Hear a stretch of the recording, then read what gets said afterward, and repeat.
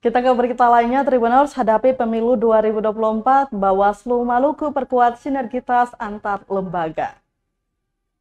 Badan Pengawas Pemilu atau Bawaslu Provinsi Maluku menggelar kegiatan pembinaan dan penguatan kelembagaan untuk menghadapi pemilu 2024 Selasa 14 November 2023.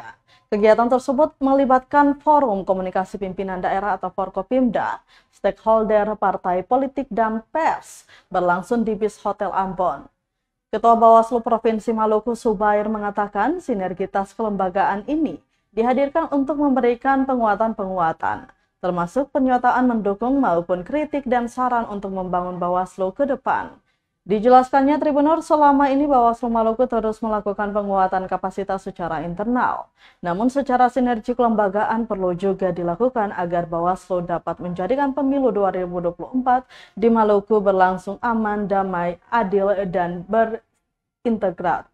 Maksud kami, aman, damai, adil, dan berintegritas. Untuk diketahui, hadir sebagai narasumber dalam kegiatan tersebut Rektor IAIN Ambon, Prof. Dr. Zainal Abidin Rahawarin, Dit Intelkam Polda Maluku, Kombes Pol IGD Arsana, dan Ketua Bawaslu Maluku Subair.